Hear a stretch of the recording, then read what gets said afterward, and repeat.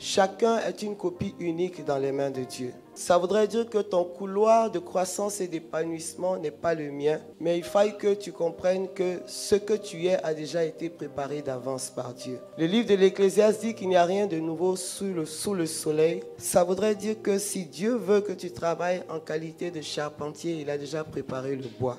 Ce qu'il attend de toi, c'est que tu y mettes de ta volonté et que tu utilises tes forces pour attraper la scie et couper. Alors, que nous dit Jésus lui-même en Jean 5, verset 17 ?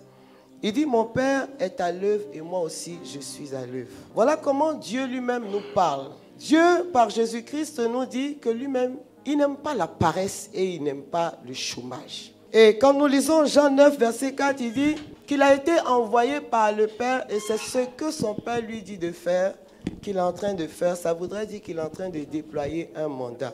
Donc même l'exercice de son ministère en réalité n'a été qu'un travail sous le mandat du Père et pour le bien du peuple.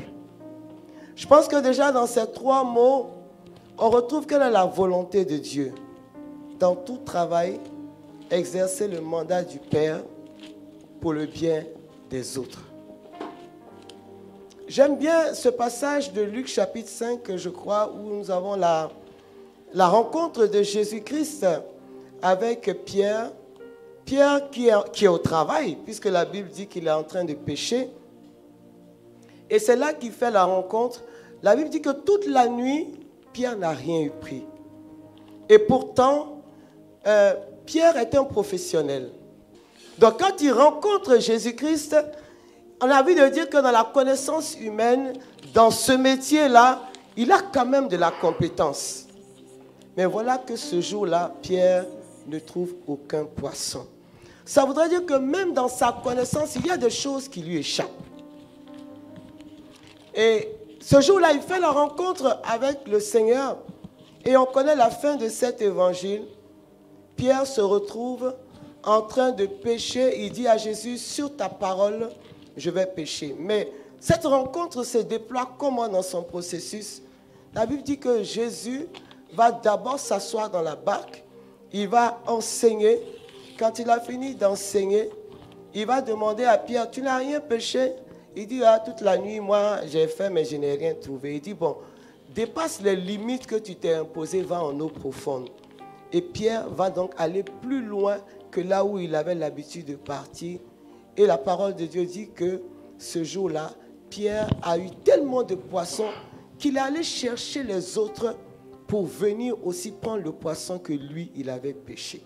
Qu'est-ce que le Seigneur nous dit dans cette pêche miraculeuse? Premièrement, le problème que nous avons très souvent pour nous qui travaillons, nous croyons que nos occupations à un certain moment sont tellement importantes que Dieu doit être mis sur pause. Or, quand nous regardons la vie de Pierre, on se rend compte que même malgré tout ce qu'il sait, il y a des moments où il sera en panne en termes de compétences. Et donc, il faille pour lui prendre Jésus dans sa barque continuellement.